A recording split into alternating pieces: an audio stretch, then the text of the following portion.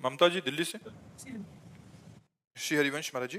महाराज जी, गुरु दीक्षा के बाद शिष्य का नया जन्म हो जाता है, तो क्या गुरु दीक्षा से पहले किए हुए पाप कर्म दीक्षा के बाद नष्ट हो जाते हैं या हाँ, होते यदि नया पाप कर्म ना हो तो जो दीक्षा मिलती है उससे सारे पाप नष्ट हो जाते हैं।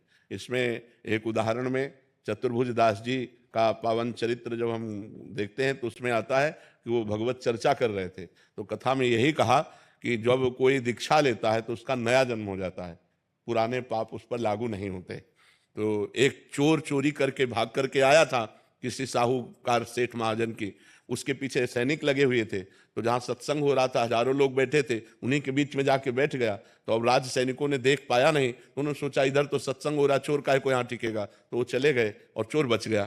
सत्संग में यही चर्चा चल रही थी कि दीक्षा लेने से नया जन्म हो जाता है, पूर्व पाप नष्ट हो जाते हैं। तो जब सत्संग संपन्न हुआ तो चतुर्भुज दास जी संत थे, उनके पास गए और बोले महाराज आप जो बात कह रहे हैं सत्य है कि दीक्षा लेने से सारे पाप नष्ट हो जाते हैं? तो मैं घोर पापी हूं, चोर हूं, हिंसक हूं, कौन सा पाप नहीं जो मैंने ना किया हूं, क्या मैं दीक्षा ले लूंगा आज से निष्पाप हो जाऊंगा? बोले आज से हाँ निष्पाप हो जाओगे। तो बोले दीक्षा दीजिए। तो चतुर्भुज दास जी ने कि ये सही अधिकारी है, अभी इसका मूड बन गया है, नहीं तो हो सकता है कि कभी जिंदगी में इसका न, क्योंकि हिंसक स्वभाव का है, तो उन्होंने तुरंत उसको दीक्षा दी, मूड मुड़वाया, कंठी पहनाई, तिलक लगाया, 12 तिलक, और दूसरे दिन वो निर्भय होकर घूम रहा था। सोई साहूकार अपने सैनिकों के साथ तो था, सेठ खोज रहा था, अरे बोले यही है, उसको बंदी बना लिया गया, राज दरबार में ले गए। राजा ने कहा तुमने चोरी की है? उसने कहा इस जन्म में नहीं। बोले महाराज जन्म की बात नहीं है, कल की बात है, कल इसने चोरी की है। उसने कहा मैं कसम खा सकता हूं कि इस जन्म में चोरी नहीं की। साहूकार ने कहा मैं कसम खा के कहता हूं कि इसने कल चोरी की है, ये केवल भेष बना लिया है, मूड मुड़ा लिया, तिलक लगा लिया, लेकिन है यही। अब दोनों अपनी अपनी कसम पे।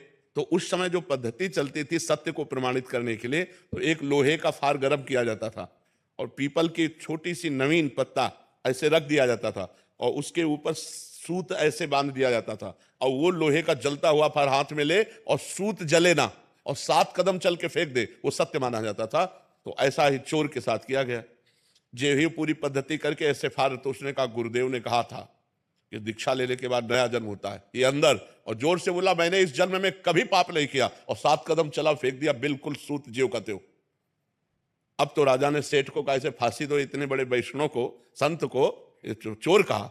जब उसके फांसी की बात कहते बोले सरकार नहीं वो भी सही है, फांसी मत दीजिए, क्योंकि वो अपराधी नहीं, अपराधी तो मैं हूं। तो बोले अब तुम अपराधी कैसे हो सकते, तुम्हारा तो प्रमाण हो चुका है कि तुम इस जन्म में चोरी नहीं की। बोले इस जन्म में नहीं की? बोले क्या कहानी क्या है? बोले कहानी यह है कि हमने कल चोरी की थी।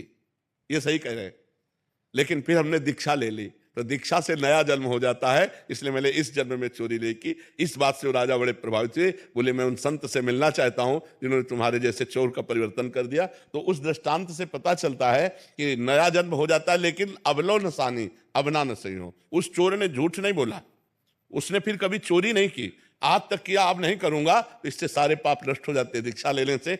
अगर दीक्षा लेकर फिर पाप करे तो पक्के रजिस्टर्ड पाप होते, फिर वो भोगना पड़ता है और उसमें गुरु को भी कष्ट भोगना पड़ता है।